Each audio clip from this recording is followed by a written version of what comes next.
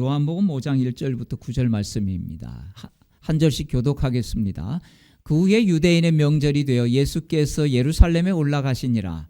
예루살렘에 있는 양문 곁에 히브리 말로 베데스다라 하는 못이 있는데 거기에 행각 5이 있고 그 안에 많은 병자, 맹인, 다리 저는 사람, 혈기 마른 사람들이 누워 물의 움직임을 기다리니 이는 천사가 가끔 못에 내려와 물을 움직이는데 움직인 후에 먼저 들어가는 자는 어떤 병에 걸렸든지 낫게 되미로라.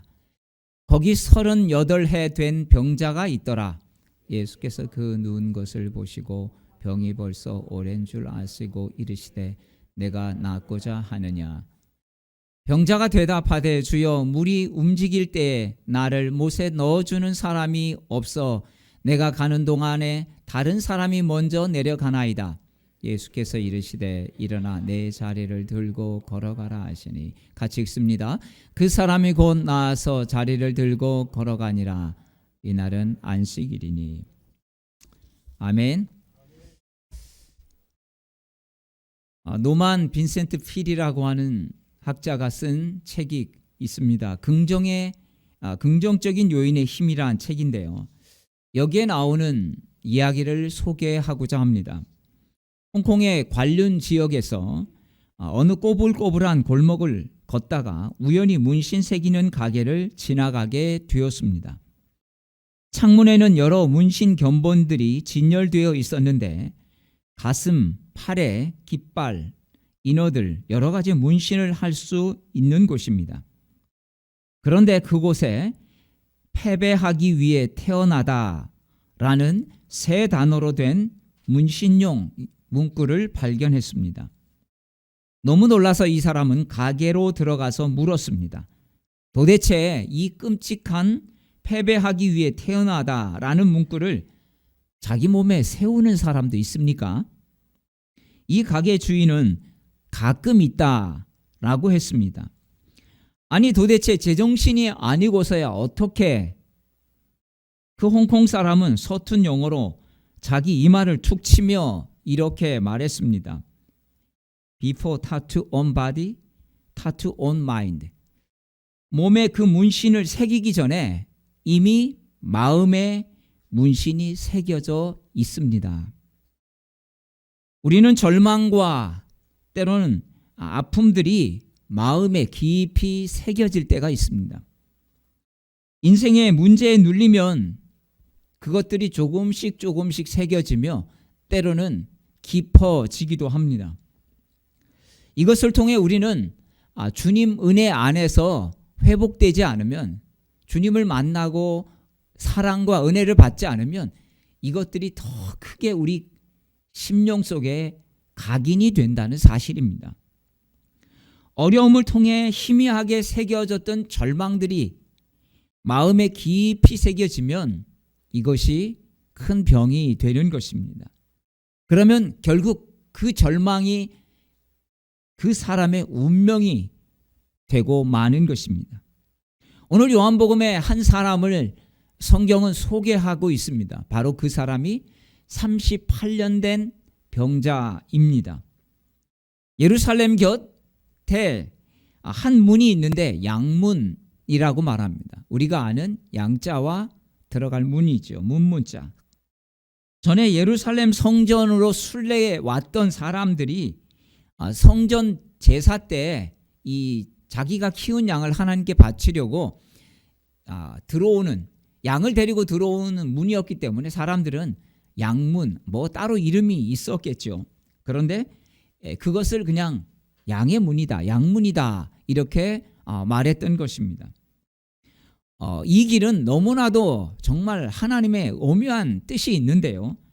우리의 속죄양이 되신 예수 그리스도께서 바로 이 곳을 통해서 십자가의 길을 간 비아 도롤로사하고 이 길이 같다는 것입니다. 이 길목에 오늘 이 요한복음 5장 1절부터 9절까지 있는 이 베데스다라고 하는 연못이 있습니다. 저는 이 연못을 실제로 가본 적이 있습니다. 예수님 당시에 이곳은 언제부터인지 알 수 없지만 각종 질병을 앓는 사람들이 함께 모여 있었습니다. 아마도 이런 부분도 있었겠죠. 절기 때마다 사람들이 오는데, 사람들이 절기 때 순례자로 오면 여러분 뭐겠습니까? 정말 내가 거룩한 성 예루살렘에 와서 하나님 앞에 제사를 드리러 가는데 그래도 좋은 일 하고 가야지, 이런 사람들이 많이 있었기 때문에 순례객들이 있는 곳에는 많은 구걸을 하는 사람들이 있었던 것은 어찌 보면 당연한 것이었을 것입니다. 또한 이 못은 가끔 물이 움직인다라고 했습니다. 그것은 이 베데스다가 밑에서 물이 올라오는 간헐천이기 때문입니다. 쉽게 말하면 샘물이라고 하는 거죠. 밑에서 샘이 솟아오르는 것입니다. 그러나 사람들은 천사들이 내려와서 바로 내려오면 이 물이 동한다라고 그렇게 믿고 있었고, 또 그것이 소문이 났습니다. 누가 그런 소문을 냈는지는 모르겠습니다만 어떤 이유에서인지 모르게 이때 제일 먼저 물에 들어오는 사람이 병이 낫는다, 그런 소문이 났던 것입니다. 그런데 이 소문의 근원지가 과연 어디일까요? 성지와 성서라고 하는 이 성지순례를 하시는 가이드 목사님이 히브리 대학에서 공부를 하면서 이 성지순례 가이드를 하셨는데, 그분이 가이드를 하면서 이 책을 쓰셨습니다. 제가 이분을 직접 1994년에 성지순례 가면서 만났는데요. 이분이 이런 이야기를 하셨습니다. 물론 이건 책에 나와 있는 부분입니다. 이 베데스다에 얽힌 이야기가 있습니다. 그것은 이 순례자들이 예루살렘 성전에 하나님께 바칠 양들을 먼 곳에서부터 데려오다 보니까 어떤 일들이 생기냐면 많이 더러워지죠. 지금처럼 비행기를 타고 오거나 아니면 자가용을 타고 올 수 있는 시대가 아니라 말을 타고 오거나 아니면 나귀를 타고 짐승들을 몰아서 데리고 오는 그런 순례의 길이었기 때문입니다. 그래서 그냥 드릴 수가 없어서 바로 이 양을 이 베데스다 연못가에서 깨끗이 씻기면서 자신이 내가 하나님 앞에 어떤 마음으로 제사를 드려야 하는지 자기의 마음도 다듬은 수련하는 바로 그런 곳이었습니다. 그런데 세월이 지나면서 이곳에서 자신의 죄를 치유하기 위해서, 자신의 죄를 해결받기 위해서 양을 씻기면서 했던 의식이 있던 곳이어서 아마도 병이 치유된다는 것으로 바뀐 것을 볼 수 있습니다. 여러분, 소문은 다 그런 것입니다. 분명 소문의 근거는 어느 정도 있습니다. 아니 땐 굴뚝에 연기 나지 않습니다. 여러분, 근데 우리는 이것만 믿으면 소문을 굉장히 실제라고 생각할 수 있습니다. 문제는 뭐냐면 소문의 심각성이 문제라는 것입니다. 소문은 어느 정도 사실입니다. 그런데 문제는 전해지면서 그게 과장되고 확대되어지는 것이 문제입니다. 여러분, 아무리 똑똑해도 들은 그대로 조사 하나 바뀌지 않고 전할 수 있는 사람은 없습니다.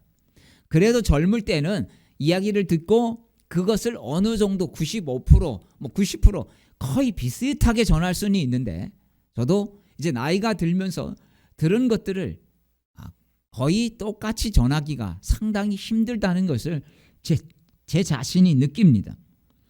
들은 것을 그대로 기억하기 어려울 뿐만 아니라 또 똑같은 단어나 뉘앙스를 가지고 전달한다는 것은 이건 더 어려운 일이기 때문입니다.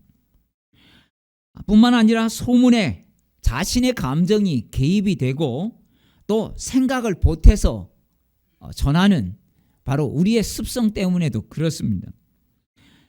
거기에 감정이 상한 사람들은 특별히 좋은 말로 해서 순수하지 못한 상상력을 발휘해가지고 또 소설을 써서 사실이 아닌 것을 전하기도 합니다.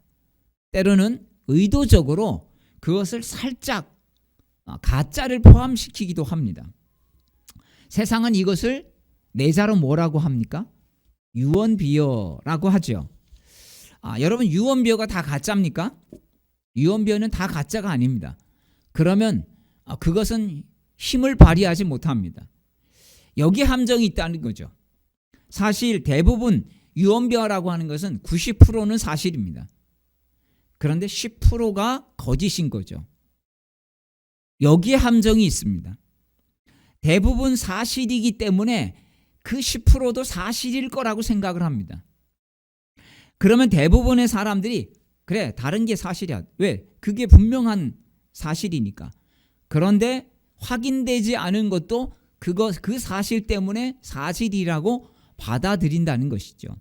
그래서 이것을 이용해서 유언비어를 퍼뜨리는 사람은 사실에다가 거짓을 살짝 껴넣는 것이죠. 여러분 우리는 그래서 이런 소문에 대해서 잘 처리할 수 있는 마음을 가지고 있어야 합니다. 예수 믿는 사람들은 그래서 말을 조심해야 하는 것입니다. 그냥 사람에게 들은 것을 함부로 전해서는 안 됩니다. 어떤 사람이 말하느냐, 당사자가 말하느냐, 이 사람이 말하느냐, 여러분 다르기 때문입니다.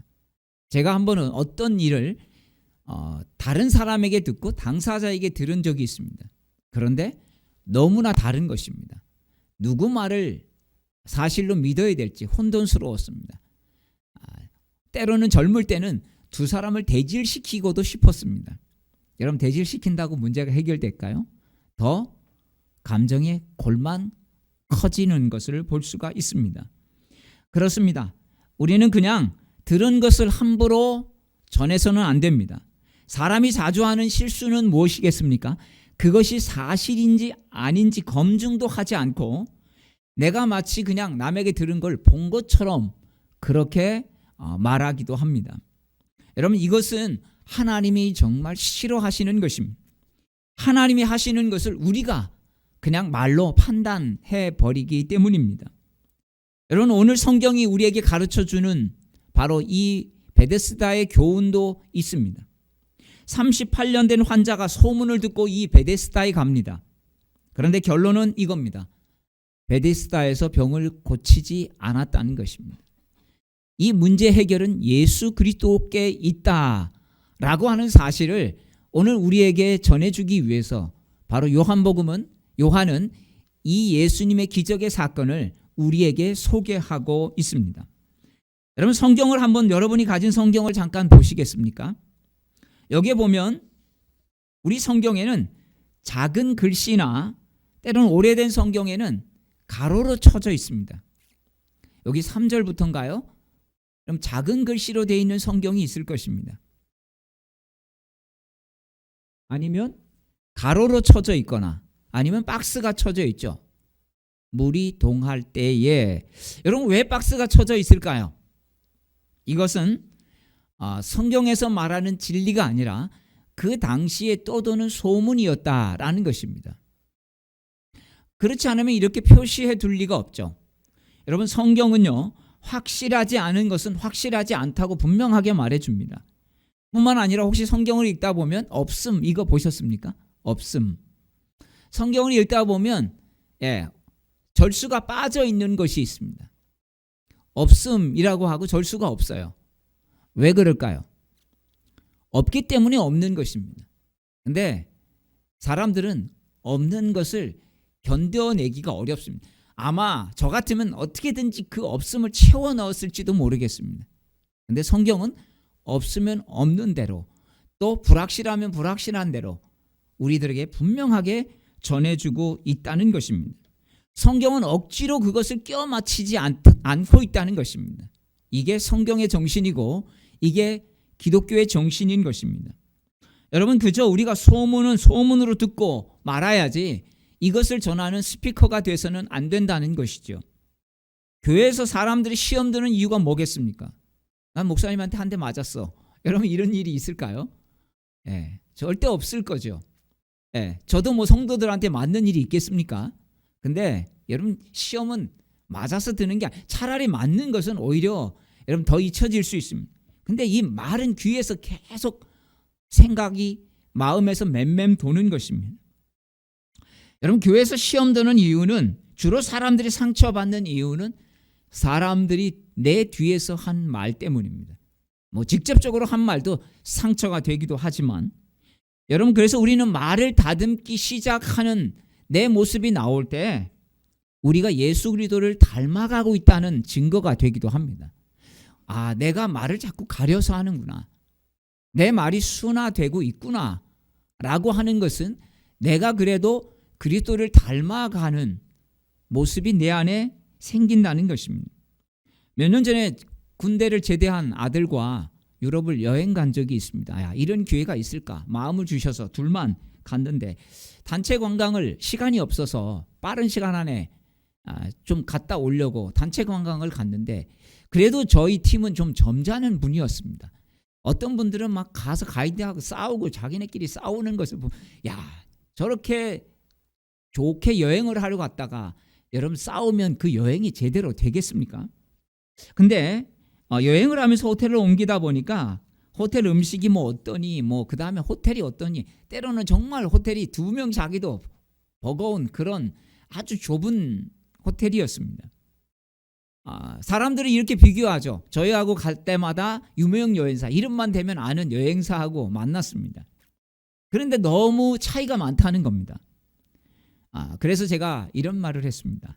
저 여행사와 우리가 선택한 여행사는 같은 코스지만 값 차이가 많이 납니다. 값 차이가 엄청 많이 났습니다. 싼 여행사를 택했으니까 감수할 수밖에 없는 거죠. 근데 여러분, 사람들은 그거 내가 낸 돈은 생각하지 않고 훨씬 더 비싼 돈을 낸 사람들은 좋은 호텔을 쓰는 건데, 여러분 당연하지 않겠습니까? 그런데도 우리는 분명히 값을 비교해 보니까 50만 원 이상 차이가 더 났습니다. 그러니 여러분, 좋은 호텔을 묵을 수가 있겠습니까? 그러니까 우리가 감수를 해야 되는데, 사람들은 그 여행사하고 비교하면서 왜 우리 호텔은 이러냐, 음식이 이러냐, 참 이렇게 하는 것을 보면서 제가 한마디 했더니 수긍을 하는 분위기였습니다. 그런 것 때문에 우리 여행이 망쳐진다면 참 슬픈 일이 아니겠습니까? 여러분, 예수 믿는 사람들은 이런저런 말, 이런저런 소문을 들으면 이거는 은혜가 안 되면 어떻게 되겠습니까? 차단을 해야 되는 것입니다. 이런저런 얘기를 들어도 전하지 않으면 사람들이, 여러분, 하다 보면 소문은 잦아들게 되어 있습니다. 자꾸 차단하는 사람이 한 사람 한 사람 많아지면 아무리 전해도 그게 더 이상 퍼지지 않으니까 차단이 될 수밖에 없는 것입니다. 여러분, 은혜 안 되면 소문은 듣지도 전하지도 않는 것을 여러분 사명으로 여길 수 있기를 축복합니다. 그래서 은혜가 있는 교회는 소문이 잘 안 납니다. 좀 돌다가 그냥 없어져 버려요. 왜? 사람들이 전하지 않으니까. 아니, 이게 뭐가 좋은 일이라고 자꾸 얘기를 해? 여러분, 이게 은혜 있는 모습인 것입니다. 은혜 안 되는 소문은 듣지도 전하지도 않는 사명을 우리가 가져야만 우리는 건강한 교회, 그리고 하나님은 우리에게 주신 이 말의 권세, 혀의 권세가 있는데, 이것으로 오히려 사람들을 격려하고 세우고 또 하나님의 사람으로 이끌 수가 있다는 사실입니다. 소문을 듣고 베데스다에 몰린 사람들이 얼마나 간절했을까요? 특히 38년이나 된 병을 앓았던 사람은 뭐든 아마 38년 동안 할 거 하다가, 때로는 좌절하다가 또 할 거 하다가 이렇게 하지 않았겠습니까? 그래서 육신의 질병이 오래되면 마음의 질병까지 가는 것입니다. 하나님께 버림받았다는, 어떻게 보면 서운한 감정들이 참 많이 생긴 것이죠. 예수님이 이 38년 된 병자에게 다가가셨습니다. 예수님이 다가가셔서 하신 말씀이 뭡니까? 내가 낫고자 하느냐. 이때 38년 된 병자가 이렇게 반응합니다. 7절 말씀 제가 읽겠습니다. 병자가 대답하되, 주여, 물이 움직일 때 나를 못에 넣어주는 사람이 없어 내가 가는 동안에 다른 사람이 먼저 내려가나이다. 나를 못에 넣어줄 사람이 없어. 사람들이, 어떤 사람들이 모였습니까? 다 자기 문제를 안고 베데스다에 모인 사람들입니다. 온전한 사람이 하나도 없는 것입니다. 그러니 누가 다른 사람의 도움을 줄 수가 있겠습니까? 누구도 나를 도와주지 않는다는 이 원망이 이 사람에게 묻어나옵니다. 참 우리에게 주어진 환경은 우리가 이기기 쉽지 않은 것들이 올 때가 있습니다. 오랜 질병의 장사가 없다고 오랜 질병은 사람의 심령까지도 비관적으로 변하게 하고 또 성격도 바꾸게 하는 그런 안 좋은 부분들이 있습니다. 이 38년 된 병자가 자신에게 다가와 말을 건넨 예수님께 처음 한 말이 자신의 처지와 환경을 탓하면서 사람들을 원망하는 그런 말이었습니다.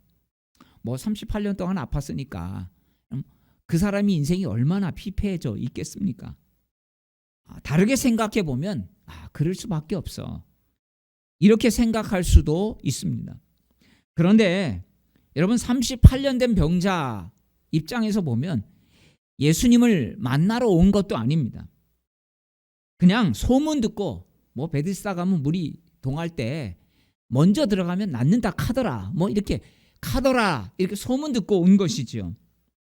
그런데 예수님이 먼저 찾아와 주신 것입니다. 여러분 이것을 뭐라고 합니까? 은혜라고 말합니다. 예수님 먼저 나는 아무것도 한 게 없는데 주님이 먼저 찾아와 주신 것이죠. 이 38년 된 병자 주님을 향한 갈망도 없었습니다.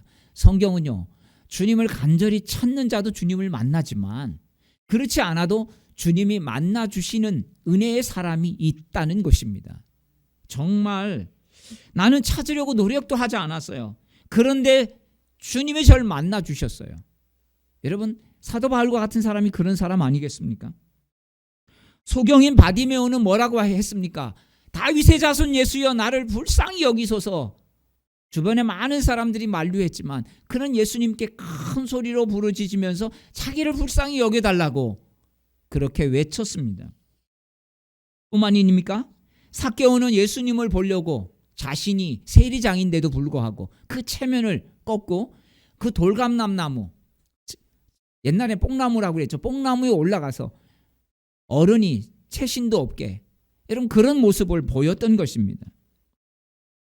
그런데 예수님이 아무것도 한 게 없는 소문만 믿고 온 이 베데스다 찾아온 이 38년 된 병자에게 주님이 찾아오셨다는 것입니다. 여러분 이것이 하나님의 은혜고 하나님의 역사인 줄로 믿습니다. 하고 많은 사람 중에 어떻게 예수님이 이 사람을 만나 주신 것일까? 여러분 그것을 우리는 설명할 수 없습니다. 이 사람이 노력한 것도 아니고 간절히 찾은 것도 아닙니다. 뭔가를 준비해서 온 것도 아닙니다. 여러분 하나님의 역사에는요 갈망할 때 오는 은혜가 있고 뜻하지 않는 정말 뜻밖의 그런 은혜가 있습니다. 우리에게는 이런 은혜가 정말 나 같은 사람은 어떻게 은혜를 받을 수 있어? 내 마음은 지금 엉망이야. 내 삶은 조금 더 여유가 없어. 여러분 그럴 때도 하나님이 역사하실 수 있는 것입니다. 하나님을 기대하며 준비하며 정말 갈망하는 심령에게도 주님이 역사하시지만 그렇지 않은 은혜 사람에게도 역사한다는 것입니다. 구원은 내 노력이나 내 선함이나 내 착함에 있지 않습니다. 내가 뭘 잘해서 열심히 해서 여러분 구원받는 게 아닙니다. 십자가에서 예수님이 죽기까지 우리를 사랑하시고 우리를 구원하셨다는 것. 어느 순간에 나도 모르게 믿어지는 여러분 이게 여러분 하나님의 은혜인 것입니다. 아니 이게 어떻게 믿어지지? 그런데 믿어지는 거예요. 이해가 되지 않아도 믿어지는 게 있고 이해가 되어져도 안 믿어지는 게 있습니다. 여러분 이해가 되어져도 용납이 안 되는 게 있고요. 이해가 안 돼도 용납이 되는 게 있어요.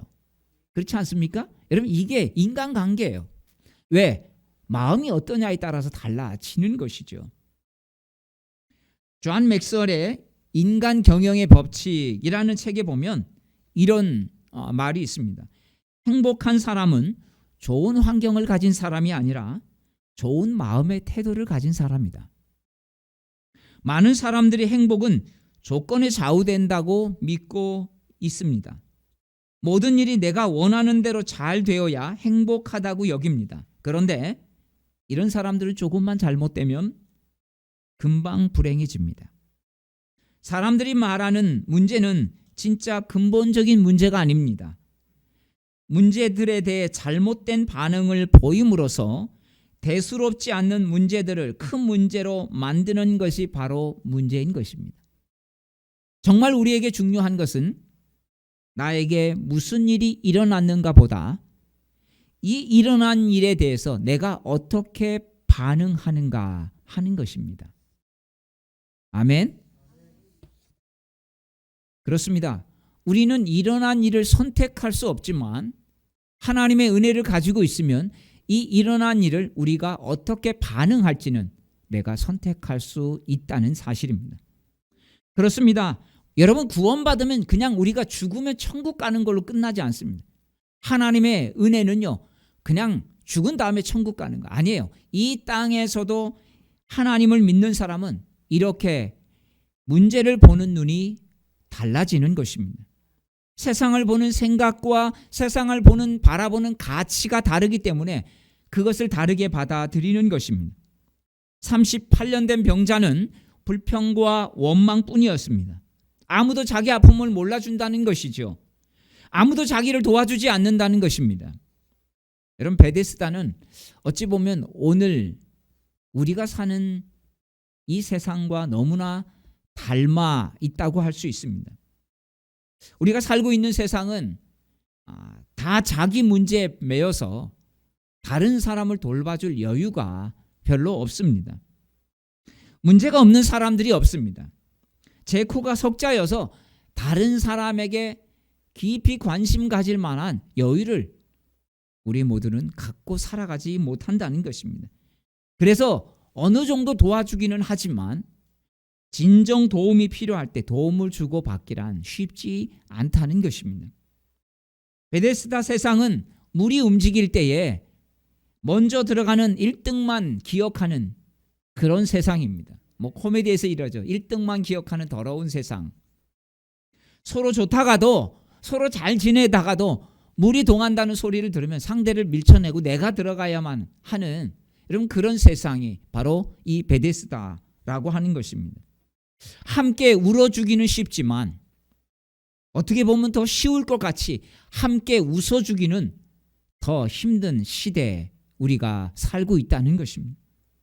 여러분, 이럴 때 어떻게 해야 하겠습니까? 그래서 우리가 예수 믿는 것입니다. 예수님 없이는 우리는 착한 게 아닙니다. 착한 상황, 착하게 살 수 있는 상황이 여건이 조성이 된 것뿐입니다. 여러분, 착하다고 생각하십니까? 나는 법 없이도 살 사람이라고 생각하십니까? 그러면 잘 사는 것입니다. 왜? 편안하게 산 것입니다. 그런 상황, 그런 환경이 조성되었기 때문이지 우리가 진짜 착하기 때문에 착한 상황? 저는 그렇게 생각했습니다. 나는 정말 착하게 살았구나. 난 정말 착한 사람이구나. 그게 아니라 착하게 살 수 있는 환경이 만들어진 것뿐이었습니다. 그렇습니다. 우리는 예수님 없이는 망할 수밖에 없는 존재라는 사실을 깨닫지 못하면 우리는 자꾸 자기 자신에 대해서 죄인이라는 사실을 깨닫지 못하고 우리는 그러니까 구원의 은혜도 감격이 없는 거죠. 나는 예수를 믿고 있다고 하지만 십자가의 은혜가 내게 뼈저리게 오지 않는 이유는 나는 그래도 괜찮은 사람이다 라고 생각하기 때문입니다. 여러분, 주님 없이는 어떤 문제에도 우리가 평강이 없습니다. 오직 우리가 사는 세상은 비교와 경쟁뿐이기 때문입니다. 38년 된 환자에게 예수님께서 그래서 물으시는 이유가 이겁니다. 6절에 보면 내가 낫고자 하느냐? 여러분, 아픈 사람에게 낫고자 하느냐를 왜 묻습니까? 당연하죠. 그럼 아프고자 합니까? 안 그렇잖아요. 그죠? 그런데 예수님께서 그렇게 묻습니다. 여러분, 예수님이 몰라서 물으시는 걸까요? 예수님이 지금 이 사람의 형편에 대해서 정보를 알고 싶은 것일까요? 예수님은 이 질문을 통해서 스스로 내가 지금 낫고자 하는 마음이 있는가 스스로에게 깨닫게 하기 위해서 질문을 던진 것입니다. 하나님이 아담아 내가 어디 있느냐 선악과를 따먹고 숨은 아담에게 이렇게 묻지 않습니까? 하나님 몰라서 물으실까요? 가인을 향해서 가인아 내 아우 아벨이 어디 있느냐라고 물으셨습니다. 하나님 몰라서 묻는 게 아닙니다. 지금 너가 무엇을 하고 있는지 네가 지금 무슨 상태인지 아냐? 라고 묻고 계시는 것입니다. 38년 된 환자는 이 생활에 너무나 익숙해져서 벗어나야 한다는 사실을 알면서도 여러분 이런 시간이 오래 지속되다 보면 내가 지금 어떤 마음인지 자기 자신도 모른다는 것입니다. 막연한 생각만 가지고 있는 거죠. 여러분 우리도 때로는 막연한 생각을 가지고 살아갈 때가 있습니다. 뭐 되겠지 뭐 이런 막연한. 애굽에서 이스라엘 백성들이 애굽 생활 부르짖습니다. 그래서 하나님이 가나안 땅으로 인도하셨습니다. 그런데 광야에서 물이나 음식이나 이런 게 좀 부족해지자 이스라엘 백성들의 행태는 무엇입니까? 애굽으로 가길 원합니다. 야 그래도 애굽이 더 나아. 사람은 어려운 문제가 오면 진짜 자신의 모습이 무엇인지 무엇을 원했는지 드러납니다. 어려워봐야 진짜 자기의 모습이 드러난다는 것입니다. 어찌 보면 숨어있는 자기 본성이 드러나는 것입니다. 어려울 때 그런 모습이 드러나는 것입니다. 그래서 주님은 그런 것들을 우리에게 때로는 보이게 하시려고 우리의 실체로 보이게 하시려고 때로는 우리 인생에 풍랑도 집어넣으시는 것이죠. 예수님 물으셔요. 정말 너 그렇게 되고 싶니? 이 말은 그거예요. 새롭게 살고 싶니? 이제 매임과 결박에서 풀려나고 싶니? 라고 묻는 것입니다. 정말 이렇게는 살고 싶지 않아. 이렇게 사는 것은 너무 내가 속상해. 여러분 이렇게 많은 사람들이 자신의 참담함을 느낄 때가 있습니다. 죄에 지어놓고 자신의 행동이 올바르지 못할 때. 그런데요 여러분 참담한 마음을 놓고 기도하는데 실상은 그렇지만 지금 그만두고 싶지 않은 아쉬운 마음들이 있기 때문에 끊어버리지 못하는 것입니다. 이런 거죠. 담배 끊고 싶은데 이런 것은 있는데 그래 이거 끊으면 무슨 재미로 사나. 술 끊고 싶은데 이거 끊으면 그래도 무슨 재미로 사나. 이런 마음들이 자기 안에 숨어 있다는 것입니다. 어거스틴은 고백록에서 자신의 옛 과거에 대해서 고백하면서 이런 고백을 이전에 방탕 생활했을 때 자신이 어떤 마음을 가졌는지를 고백했는데요. 하나님 저를 순결하게 하여 주옵소서. 그러나 지금은 마옵소서. 자기가 어떻게 살아야 되는지는 알지만 지금 아니고 조금 더 즐기다가 우리는요 살았던 대로 살려고 하는 기질들이 있습니다. 그래서 우리는 예수님을 자꾸 바라보지 않으면 그 기질대로 살려고 하는, 그래서 예수 믿어도 변화가 안 되는 이유가 여기에 있는 것입니다. 주님은 절망과 불평, 원망하는 자에게 말합니다. 8절 말씀인데요. 예수께서 이르시되 일어나 내 자리를 들고 걸어가라 하시니. 여러분 지금도 많은 사람들이 고통의 아픔의 자리에 머무르면서 탄식합니다. 그런데 그 자리에서는 벗어나려고 하지 않아요. 이게 내 인생을 비참하게 만들어요. 이게 내 인생을 힘들게 만들어요. 그렇게 말하면서도 한쪽에서는 그것들을 버리고 싶지 않은 마음들이 있기 때문에 계속 그 자리에 머물러 있는 것입니다. 내 자리를 들고 걸어가라. 그럼 참 우리에게 아주 의미 있는 말씀을 하십니다. 움직일 수 없는데 왜 이런 말씀을 하실까요? 이 환자가 누구인지 예수님이 지금 38년 동안 자기 몸을 움직일 수 없는데 이렇게 말씀하시는 것일까요? 주님이 말씀하고 있는 것은 이미 너무나 익숙해져 버려서 나는 내 몸 내가 이제는 절대 못 움직여. 여기에 꽉 박혀 있는 이 사람에게 이 말씀을 하신 것입니다. 어떻게 됐습니까? 그 자리를 들고 걸어가는 역사가 일어난 것입니다. 여러분 주님은 말씀하실 때는 하실 수 있기 때문에 말씀하시는 것입니다. 우리에게 주님이 말씀하셨다면 주님은 그렇게 하시기 때문에 우리에게 말씀하신 것입니다. 그래서 우리는 이 말씀을 받으려면 뭐가 필요합니까? 믿음이 필요한 것입니다. 우리가 원하는 건 이거죠. 주님 보여줘 봐세요. 보여주면 할게요. 근데 주님은 이렇게 네가 먼저 해봐. 보여줄게. 주님은 먼저 우리가 믿음으로 움직이기를 원하세요. 해보기를 원하세요. 여러분 믿음이 약할 때는 주님께서 이스라엘 백성들에게 홍해를 앞에 놓으셨고 어떻게 합니까? 동풍을 불어서 그 홍해를 갈라지게 하세요. 믿음이 없을 때는. 근데 그걸 다 와서 겪고 나서 요단강을 건널 때는 어떻게 말합니까? 니네가 먼저 들어가. 강이 갈라지지도 않았는데 니네가 먼저 하나님 말씀의 길을 들고 제사장이 들어가면 어디까지요? 무릎까지 오니까 요단강이 갈라지기 시작합니다. 여러분, 하나님의 방법은 똑같이 방법을 행하시지 않습니다. 때로는 우리에게 믿음을 주시기 위해서 또 다른 방법들을 우리에게 주신다는 사실입니다. 여러분은 어떤 사람입니까? 낙심과 상처를 마음에 새기고 살았던 38년 된 환자가 예수님을 만남을 통해서 실패의 자리, 절망의 그 자리 들고 일어났던 것입니다. 여러분, 우리도 뭔가를 원하지만 계속해서 그 자리에 머물러 있는 것은 없습니까? 내가 이것은 좀 바꿔야 되는데, 이 내 성질 좀 바꿔야 되는데, 내 이 습관 좀 바꿔야 되는데 라고 하는 걸 알면서도 계속 그 자리에 머물러 있는 것 말입니다. 그렇습니다. 해결되지 않던 문제가 예수 그리스도를 통해서 해결함을 받게 되었습니다. 사랑하는 여러분, 오늘도 이런 은혜가 우리 10년 가운데 임하게 되시기를 축복합니다. 지금 이런저런 문제 해결을 위해 어떻게 보면 베데스다와 같은 이곳에서 우리가 세상 사람들의 말에 의해서 흔들리고 또 내가 살아왔던 습관에 매이면서 여러분 그렇게 방황하며 살고 있지 않습니까? 내 삶이 방황하는 게 아니라 내 마음이 방황하고 있는 것이죠. 세상이 우리를 실망과 무기력으로 몰아갈 때 예수 그리스도를 만나야 우리는 이 삶의 좌절과 무기력과 안일함의 자리에 그 자리를 들고 걸어갈 수 있는 용기가 생기는 것입니다.